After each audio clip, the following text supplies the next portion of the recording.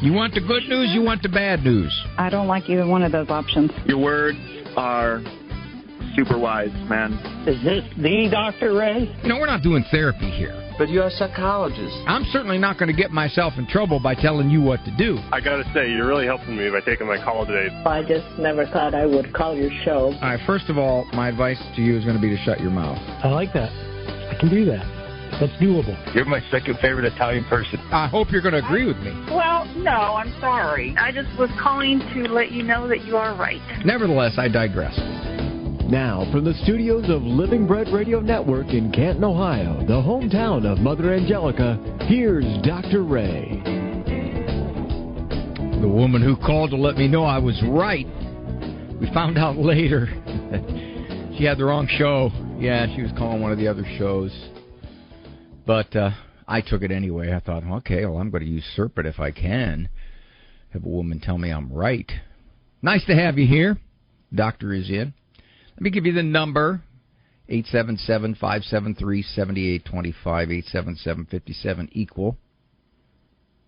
You know why, if you wish to call in. Could kind of have a heavy monologue today, and typically what happens is if I have a heavier monologue, it subdues the calls. I'm not sure exactly why that is. I can speculate. I think people are thinking, well, okay, after a monologue like that, I'm not going to call in about a personal problem. Please do so. What I talk about the first 5, 8, 10 minutes shouldn't keep you from calling in with something real in your life. That's the first thing. The second thing is, some people will call in because they want to piggyback on something I said in the monologue, which is perfectly fine.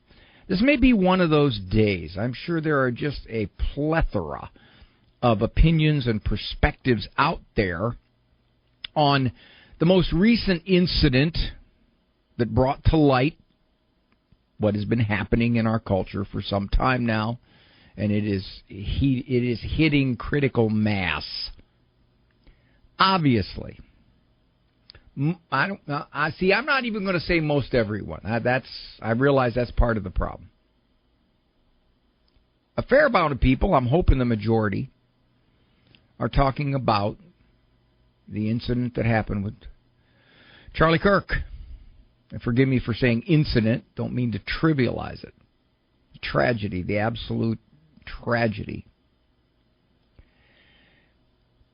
It is reflective of a theme, a streak of hatred in our culture that has just been building and building and building. Where's it coming from? See, that's what people ask. Where's it coming from?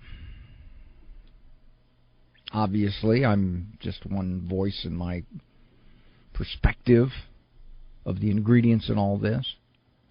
But I'd like to offer some thoughts from a shrink's perspective. First of all, words convey an idea that can be acted upon. If those who disagree with you, who think differently than you, who are of perhaps a religious bent with a traditional religious morality that much in our culture doesn't want anymore, it is not a matter of we don't see eye to eye. It's a matter of you shouldn't exist. And the numbers who think that are frighteningly growing. Social media has done an absolutely terrific job at fomenting this kind of hostility and hate. Vile. Bile. And one of the things it does is it lets people of that mindset, which is the way you think doesn't deserve to be allowed. And it goes beyond that. We're not going to just shut you up. We want you gone. Unless you think I'm exaggerating, you don't want to look at some of the polls. Recent poll came out 55% of the respondents said that it would be considered to have a very high profile, not the president, another person, high profile, eliminated, killed. The amount of people who celebrate that most horrific attack on that Charlotte bus. Do you know they have a GoFundMe page for the man who killed her? Also, they had a huge GoFundMe page for the man that shot that healthcare executive in the streets of New York in broad daylight. My daughter, who is pregnant,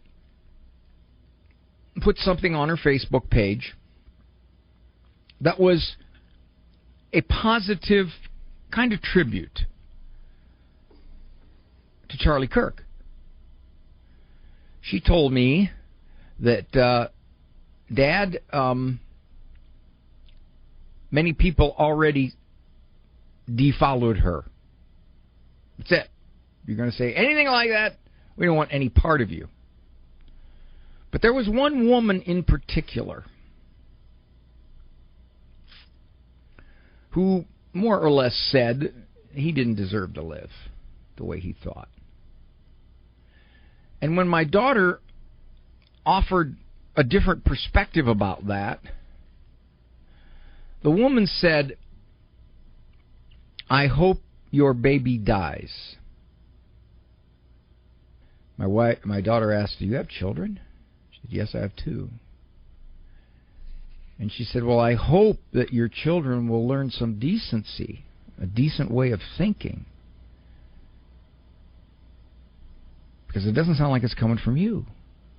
Oh, man, that set the woman off. Just set the woman off. How dare you say that? I hope your baby dies. Now think about this.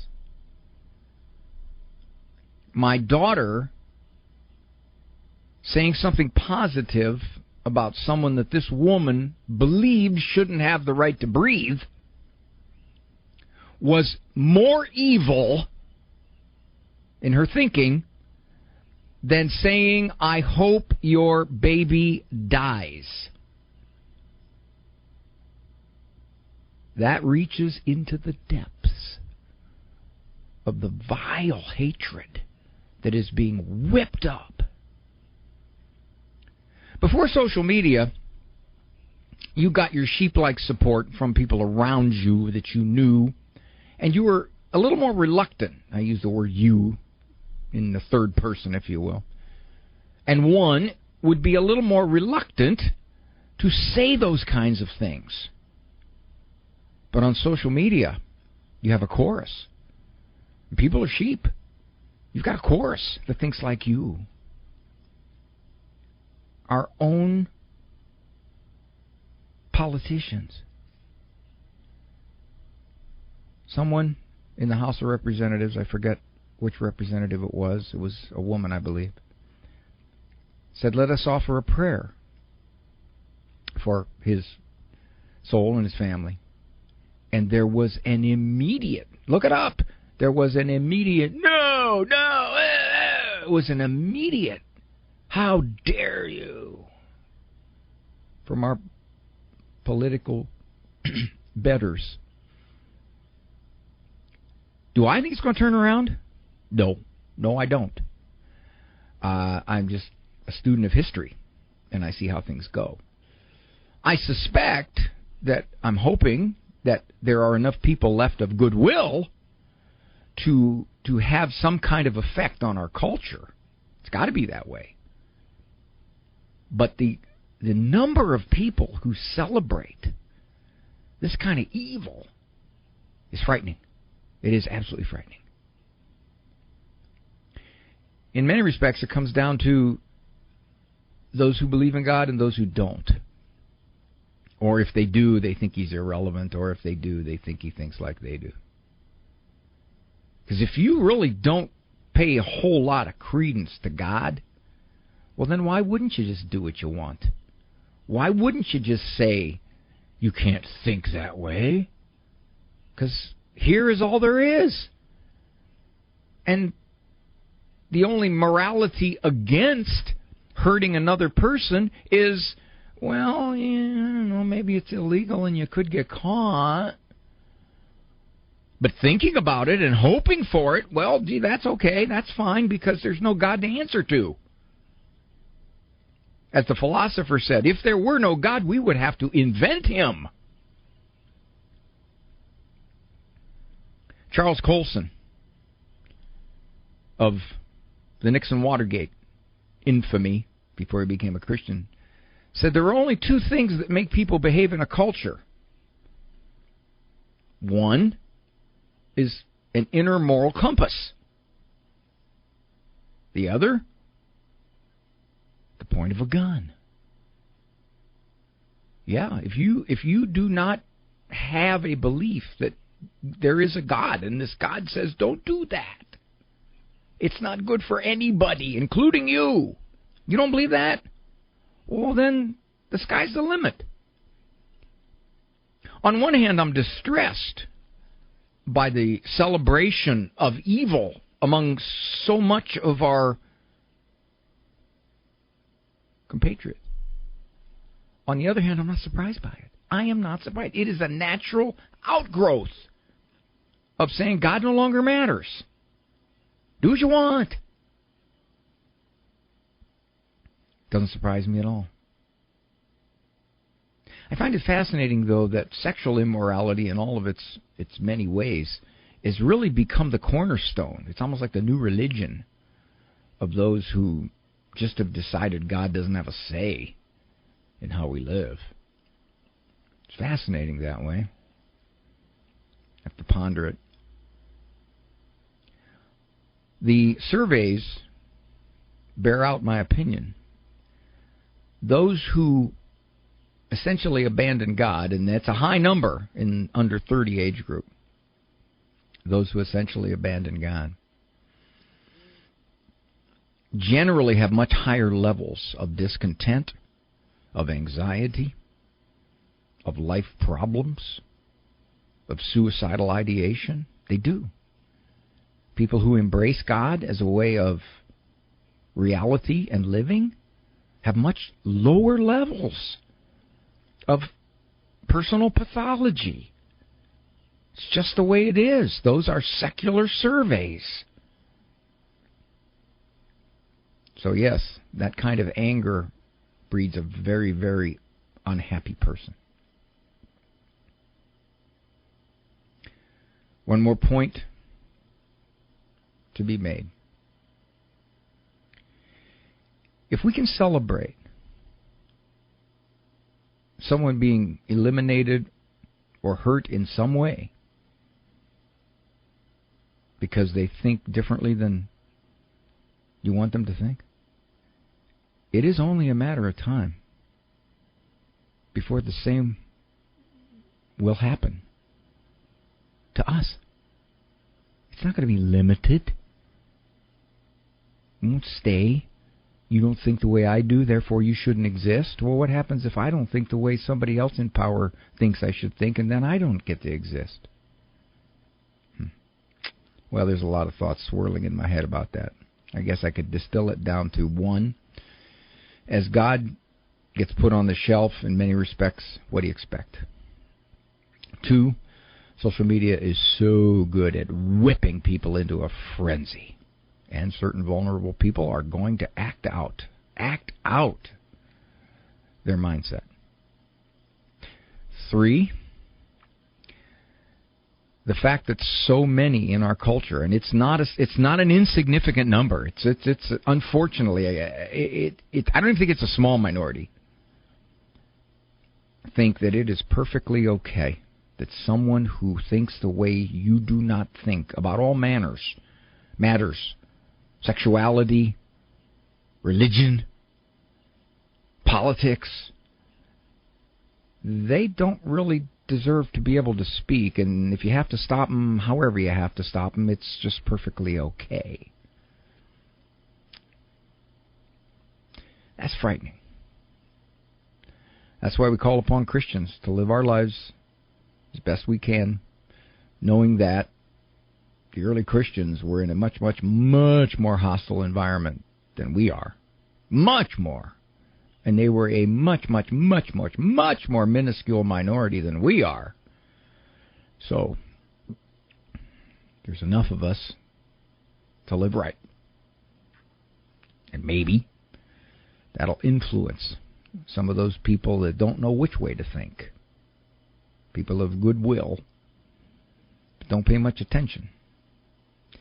877-573-7825, 877-57-EQUAL. That is the number, and I knew this would happen. There are no calls on those lines right now, and when I do a heavier monologue, that's what happens. People say, I'm not going to call in about a problem with my brother-in-law. I'm not going to call in because my mother gets on my nerves. I'm not going to call in because my 14-year-old's giving me trouble. Please do. Please do that. That was my opening monologue. You don't have to comment on it if you don't want.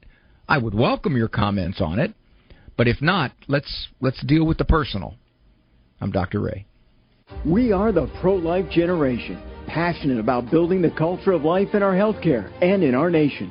But not all healthcare options are equally pro-life, and some provide morally objectionable procedures. CMF Curo is different. CMF Curo is a pro-life Catholic healthcare ministry providing a pathway for its members to build the culture of life in their healthcare choices, not destroy it. Learn more about CMF Curo at mycatholichealthcare.com. That's mycatholichealthcare.com. This program brought to you in part by Ave Maria, Florida, a big kind of small town where golf carts take you everywhere and there's always something fun around the corner. Discover championship golf, resort-style amenities, and a town center full of shopping and dining. With Ave Maria University and Ave Maria Catholic Church at its heart, it's a community full of connection and charm. More than 25 model homes are available for viewing. More information can be found at AveMaria.com. That's AveMaria.com. Underwritten in part by the following nonprofit. Do you feel as though life is flying past you? Are you desperate for a way to find moments of peace and quiet? Lord, Teach Me to Pray, the free Ignatian Prayer Series, will open your heart to His voice, to the peace you are seeking and the only love that fulfills the human heart, Jesus. God is calling you to true joy, knowing Jesus personally. Lord, Teach Me to Pray is free. Go to LordTeachMeToPray.com, click on the red box, order the Lord Teach Me to Pray series now. Go to LordTeachMeToPray.com. Do you own popular index mutual funds or ETFs? If so, you're automatically own shares of companies that conflict with your moral beliefs. Ave Maria mutual funds are managed to conform to pro-life and pro-family values. Long-term investors can invest in the no-load Ave Maria mutual funds. The experienced professional portfolio managers make decisions based on investment fundamentals and pro-life values. You can learn more about Ave Maria mutual funds today at 866-AVE-MARIA or visit AveMariaFunds.com.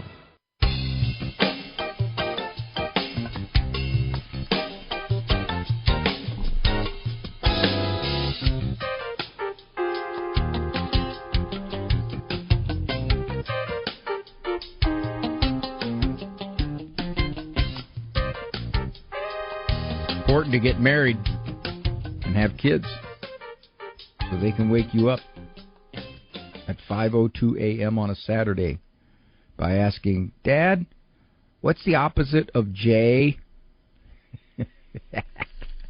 All right. I really appreciate Steve's self-introspection here, because this is a prayer that, for me, I've been making a lot more as I get older, and recognizing how blind I could be to who I am, what I'm like, what my weaknesses are. Hi, Steve. Thanks for the call. Hi. Thank you, Dr. Ray. So to give you just a little bit of history of myself, I remember when my wife told me one time that when I would ask somebody a question, I would basically try to steer the question. I would basically try to steer that person to answering the question in the way I wanted to have them answer it.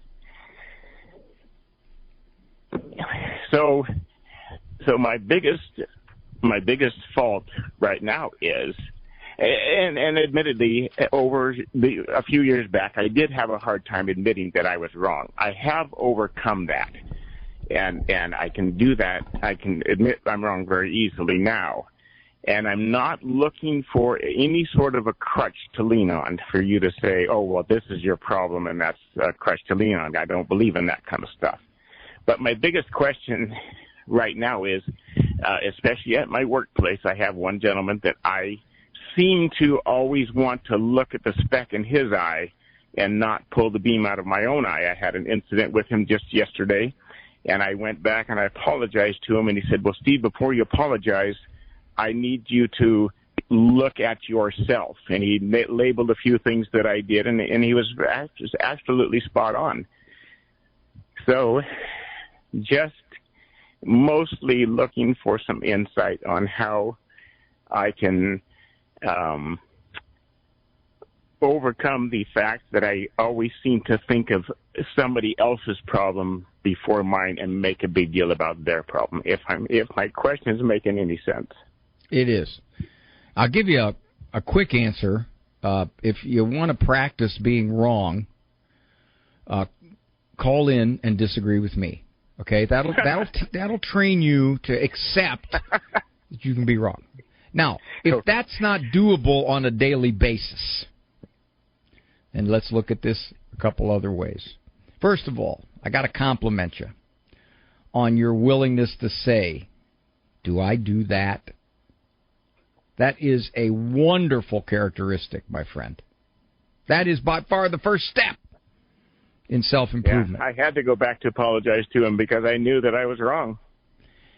And when you told him, okay, you're right, I apologize, and what you say is right, did he say, oh, shut up, I don't want to hear it? Or did he say, oh, no.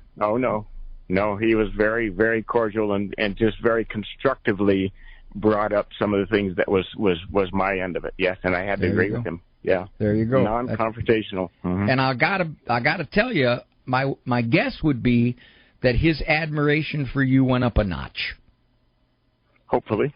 Yeah, and his tolerance for you probably went up a notch too. It takes a lot of people to say, you're right, I do that, and I'm sorry, and I'm going to work on that. Okay, that's the first thing. Second thing, you did something that with your wife you could extrapolate to trusted people. She said, hey, Steve, you don't really ask people a question. You nudge them to agree with you. Okay? and I'll tell you what, I see that among these high-priced anchors and talking heads. They do this. They don't ask a question of the person they're interviewing. They give their perspective, and then they wait for the person they're interviewing to somehow dovetail with their perspective. I see that a lot, and you're not even getting paid millions to do it. If you're open to feedback from somebody else, even if you think it's ridiculous, even if you think I don't do that, even if you think, yeah, well, they ought to look at themselves, instead of focusing on me, get the log out of your own eye. If you're open to it, and you go away like you did with that guy, and you go away thinking, yeah, now that I'm calm and I'm thinking about it, they had a good point. Okay. If this deserves apologizing, I'm going to apologize. You do that, it becomes a habit. It becomes a trait. It becomes a style. Mm-hmm. And I'll tell you, people really are attracted to folks who can look at themselves and they trust that you can say, yeah, I do that, don't I? I got a book called How to Get Along with Almost Everybody, Steve. I talk about that in that book, about how to look at yourself. You go to my website, drray.com. It's there. It'll help you do that, taking the log out of your eye. This is Dr. Ray.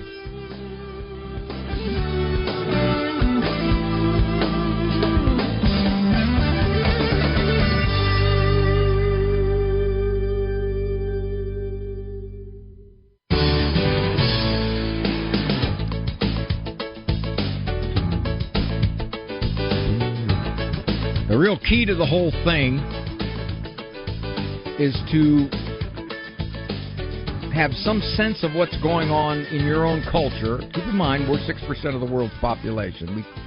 We live in our culture. So you look at what's going on, especially from a Christian perspective, and you don't want to despair. You still want to have joy and peace. But how can I have joy and peace, Dr. Ray, when I see all this? Well, if necessary, then you better stop taking in any kind of media. Hi, Patty. Hello, Patty. Are you there? I am. I didn't want to lose you because Eric put up here that you agree with me, and I really don't want to lose any woman who agrees with me. Yeah. Thank you for your comments. How much does it bug you when you see what's going on out there?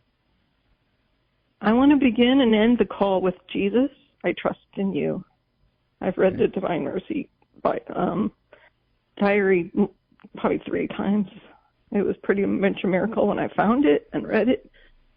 So I start with that and end with that, and that's where you get the hope. But in the middle of that, in between, my emotions are all over the map. From sadness, gutted, knowing I don't respond on just emotions, so you have to discern. But the anger comes, the dismay. I wouldn't say disbelief because I'm not shocked. It's just forces you to stare in the face what we're dealing with. And it goes down to my own individual family, not my immediate. Thank goodness we're all on the same page, but my siblings and the extended family. It's just such division right now. I was able to hopefully unify by a quote somebody put out a week or so ago about moms. They don't care about fancy cars. They don't care about houses. They just want their kids to love each other, even long after they're gone. And this day, 9 years ago, is when our mom died. And even though we're divided politically and, sexually, all that stuff, I was able to post that this morning and just say, rest in peace, Mom. But just even in this and the worst that I am down in my dumps, I still love all of you no matter what. And that's got to keep from us going to civil war, right? But do you counsel your daughter to post on Facebook again? That's not the place. You just can't get anywhere with anybody on social media, even in our family text chat. At the National Eucharistic Congress, going to let her find that out. They said, don't even do it in a family chat. Don't allow yourselves to go there on family chats. Well, I think in my daughter's case, that was a good lesson. Yeah. That she saw how far people would go in responding to somebody who thinks differently than they do.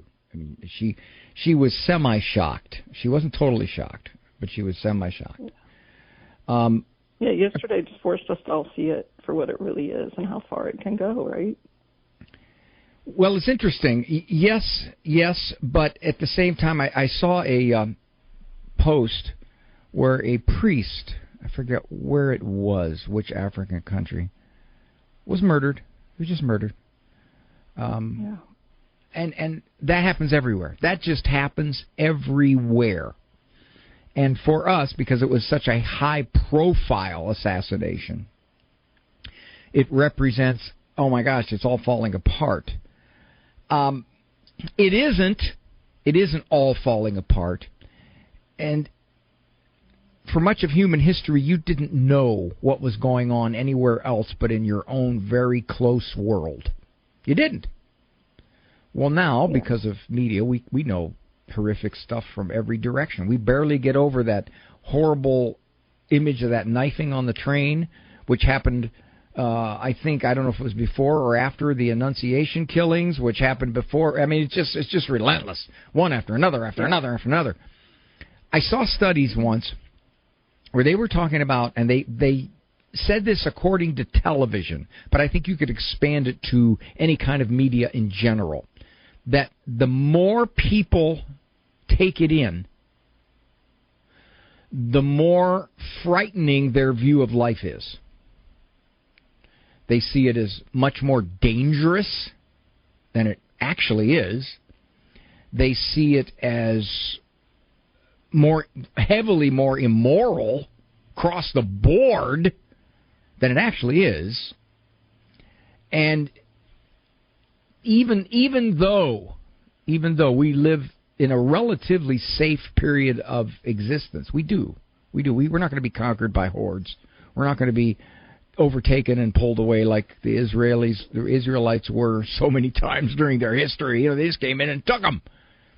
Yep, the salvation cycle. If you know anything about the history of the world, it's ugly. It's major league ugly. All right. Yeah.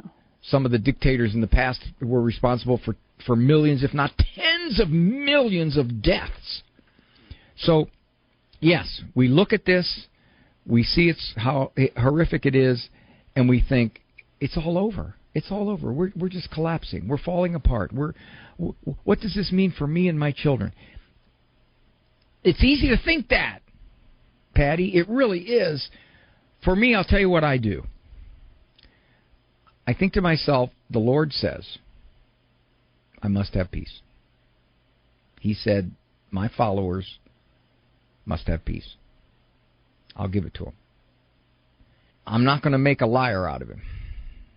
I'm not going to say, but Lord, you don't understand. You don't understand what's going on out there.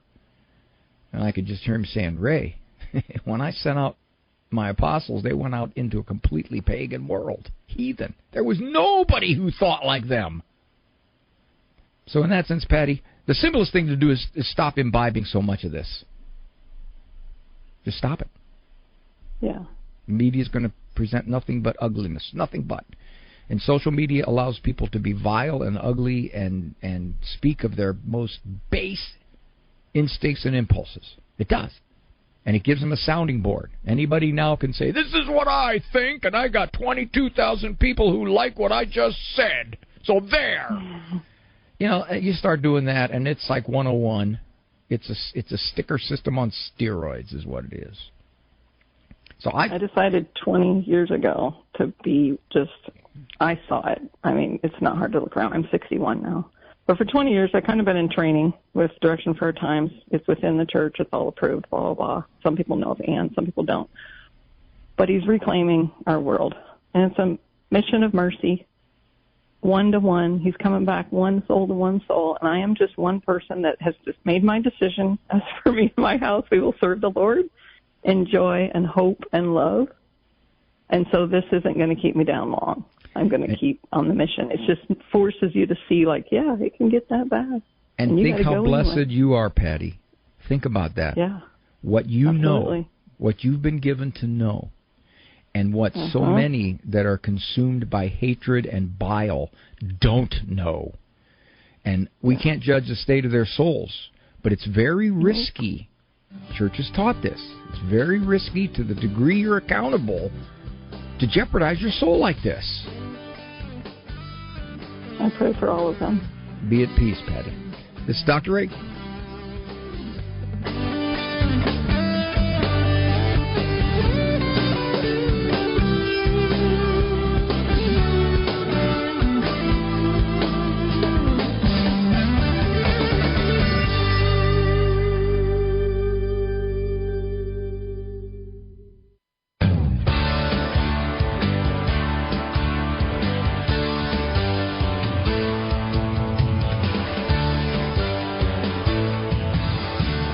Thank you for joining me. Dr. Ray Guarendi, program Doctors In, Monday through Friday, 1 o'clock Eastern Time. Co-production, EWTN Global Catholic Radio Network, and Ave Maria Radio Communications. John from Cincinnati, Ohio, would like to piggyback upon something I said in the monologue. Hi, John. Sorry to interrupt your fundraising efforts there, but I wanted to comment on and emphasize something you said in your initial presentation earlier here in the program. And the factor that I want to point to is belief in the Lord our God, okay? That distinguishes so many people on each side when you have interpersonal stress and disfavor for others. Often you're not very devout. You're not very religious. I find this especially true in politics. I've analyzed a lot of my friends and news events and things. If you believe firmly in the Lord and you're devout, you will tend to be on a certain side politically and not on the other side. And one of the big factors, obviously, in that analysis is abortion. Abortion and transgender and all those liberal things tend to be on one side of the political realm and not on the other side. So I want to emphasize how extremely important in one's whole life outlook and values and interpersonal relationships is a firm belief in the Lord our God. That's my commentary from your earlier presentation. Very good, John. If you look at the surveys, what you'll find is, and again, it's not a political show, I'm just reporting the surveys, of those who call themselves Democrat or liberal or left are less likely to believe in God and are more likely to have untraditional perspectives on morals. Those who identify with the Republican Party or even to some degree independent are more likely to have a traditional perspective on things and are more likely to attend church and more likely to think there is a God that they will answer to. So that's true.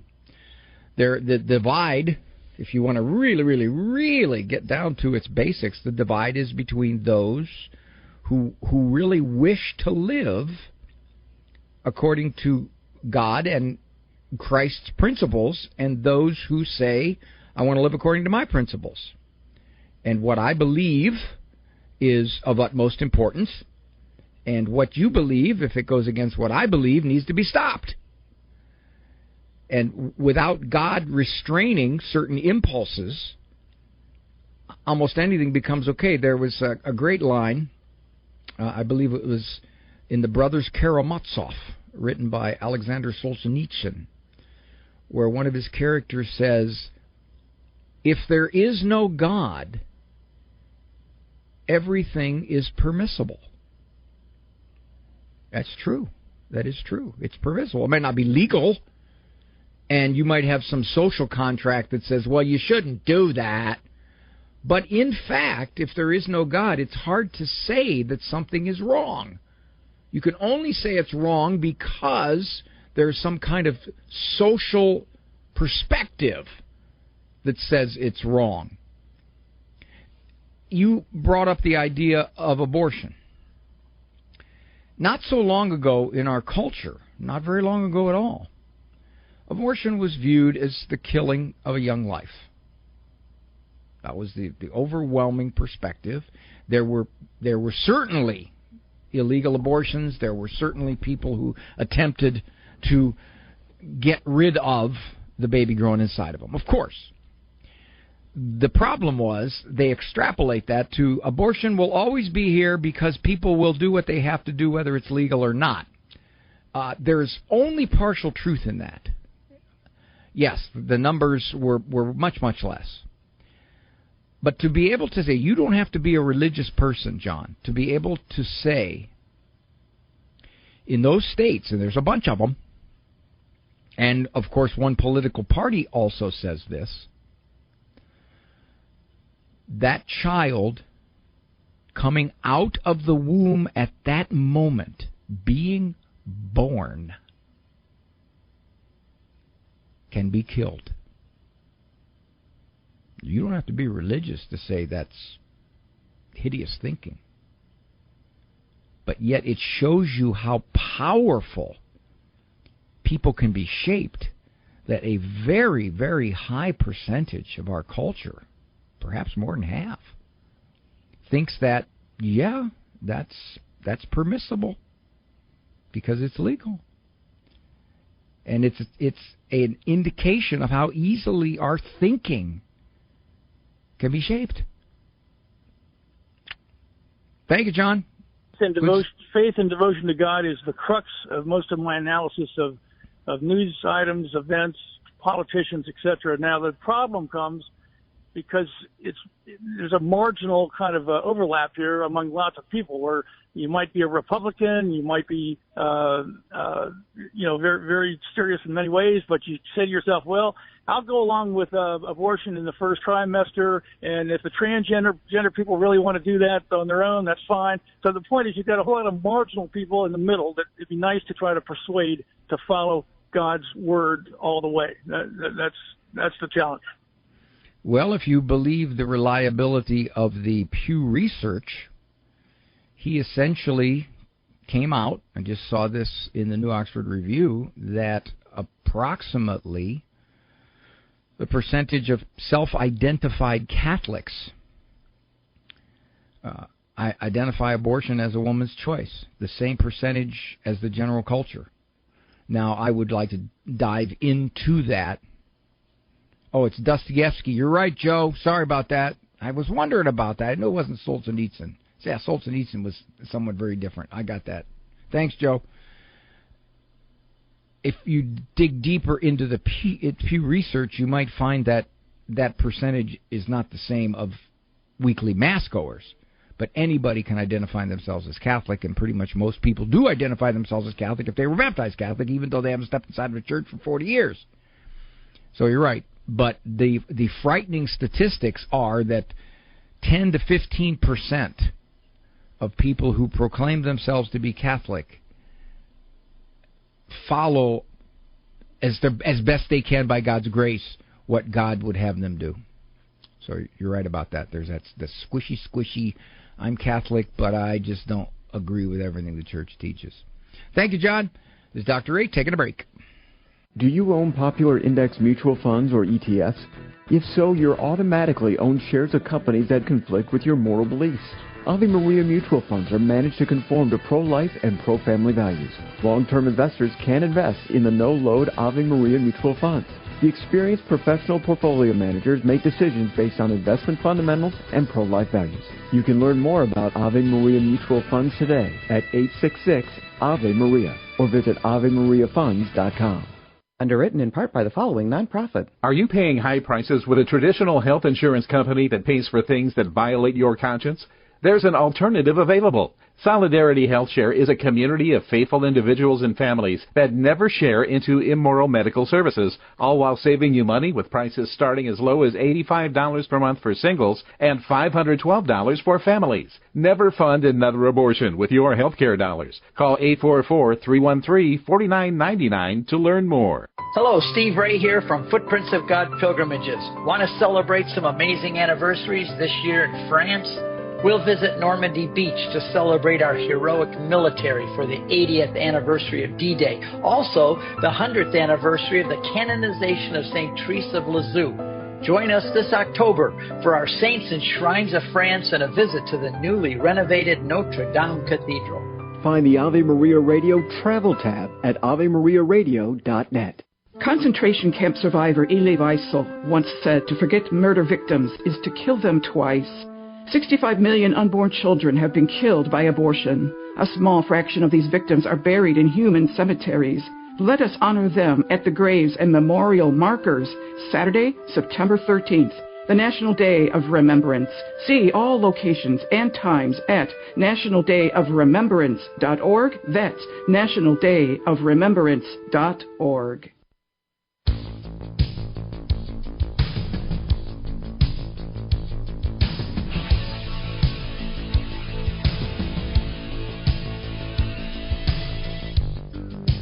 I was corrected. I knew it.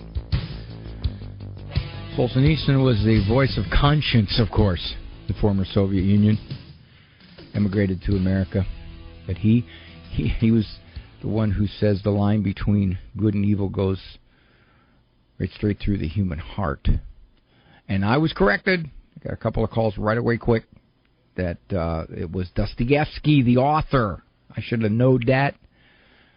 See, here's the thing. I play trivia, and given my age and given the many, many courses I had to take in high school and college, I should have a breadth of knowledge about trivia subjects, especially the more general knowledge type subjects and not the pop culture ones. However, there's a downside to that, and that is memory. I can't retrieve it, or it's long gone.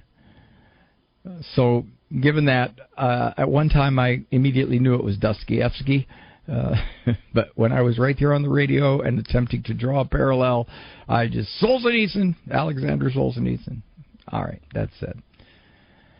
A few more final thoughts. I know Curtis couldn't stay on. He was asking, what are my thoughts about the Stoics, and is that compatible with Catholic thought? Well, there is wisdom in the Stoics, and the Church would recognize that even people who do not have the revelation of God through Scripture and Church can come upon useful wisdom.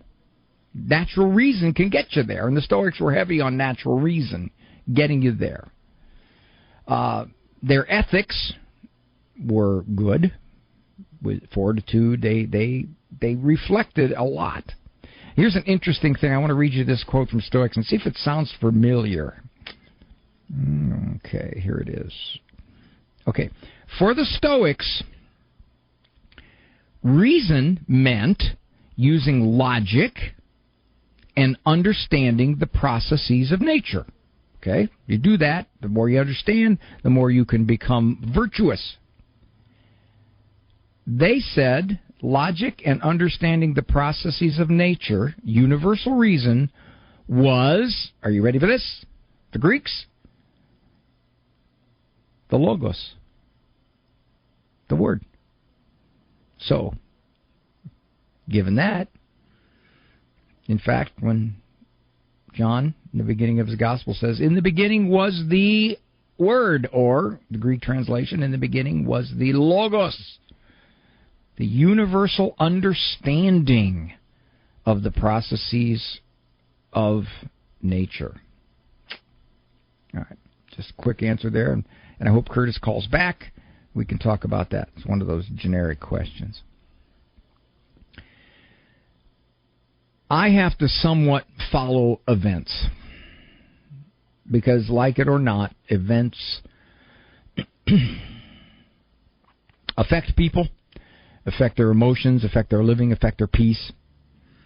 I have to have some reasonable familiarity with what's going on out there because our culture has a terrific, hard-hitting impact on people's peace, emotional stability, mindset, thinking, relations, etc. That said, I also find myself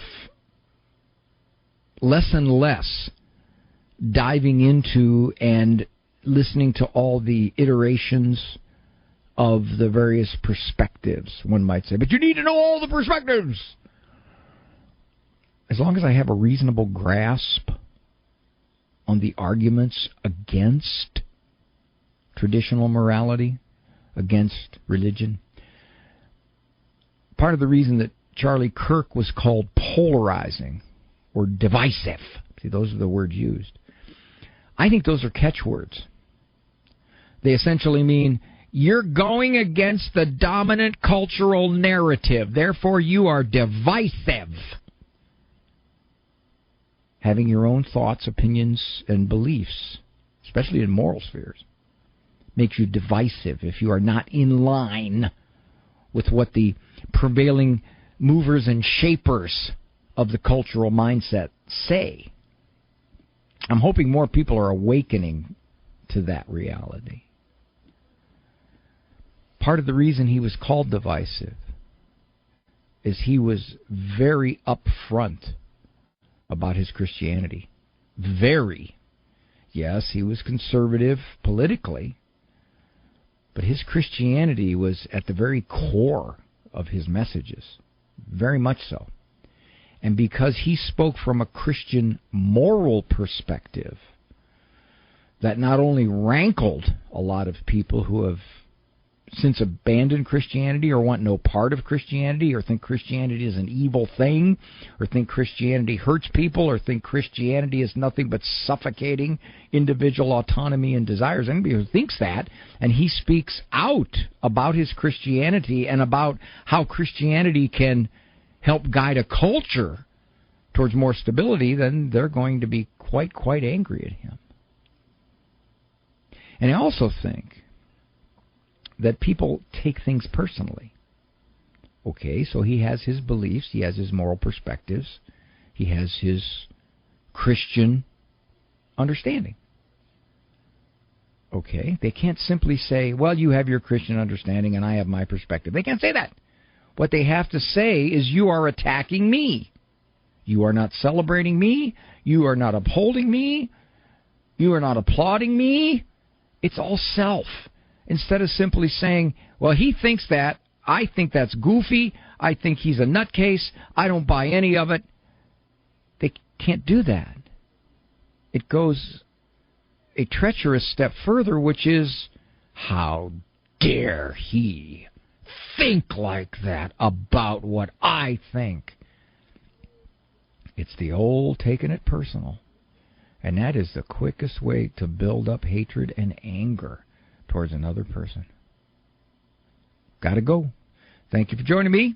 This is Dr. Ray. Thanks, Andrew Kruchek, Producer Man, Eric Dumont, Call Screamer Man. All of you, be at peace. In the words of Jesus and in the words of St. John Paul II. Walk with God through this maelstrom. For information on Dr. Ray's presentations, books, and CDs, visit drray.com and follow him on Facebook and Instagram. The Doctor Is In is a co-production of Ave Maria Radio and EWTN Radio and carried across the EWTN Global Catholic Radio Network.